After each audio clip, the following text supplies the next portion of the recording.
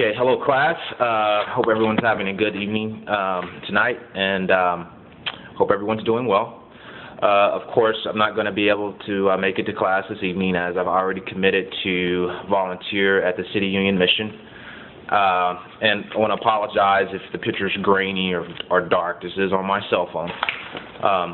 But I wanted to contribute my part to the presentation regarding software safeguards and some of the measures that we decided to take as a company to ensure that we have a really secure infrastructure. One of the things that I've labeled out here is employee monitoring, as monitoring employee behavior and activity in regards to internet usage.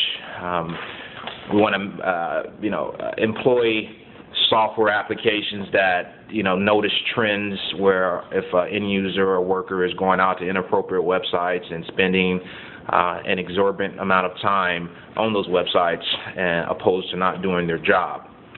And we just, for the most part, it's not to be done in a Gestapo type of way, but in a way that's just going to make sure that, the representatives or workers are not going out to websites that could be potentially harmful, like carry worms or spyware or viruses and such.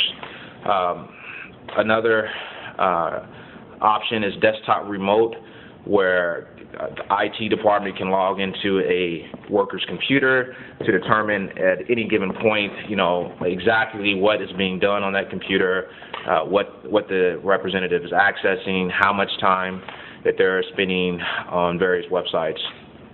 I think most people are familiar with this option, which is the network firewall. And this is probably going to be the preeminent thing that most corporations take, is to make sure that they have really good and invest in really good network firewall to make sure that there's nothing coming across that they can be, damaging to a server or just to the entire network as a whole.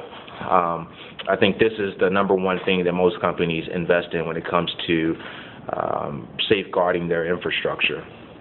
Of course, most people use email. I know most companies use Microsoft Outlook. Some companies use Lotus Notes. But to also have software that can scan emails as they come in, to recognize whether or not if an attachment carries a potentially harmful virus, to recognize that and notice it and discard it before it's even opened.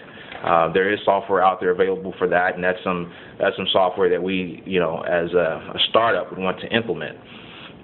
Also, to have a good knowledge base for the IT department, there's issues that always occur, and to have a really good reference point to go back and see that this problem has happened before, this is how we fixed it, that they don't have to go back and kind of rethink it over again. And as far as troubleshooting an issue, they can just go back to a knowledge base and reference that issue, and they can have some key points of how to fix it and get to a problem expeditiously, opposed to waiting when a virus is released. It could cause some problems with the infrastructure, server quality and such. So things to that effect, and these are pretty much just some basic things that I've labeled out that I think most companies, especially startup companies, some very basic things that they would want to employ.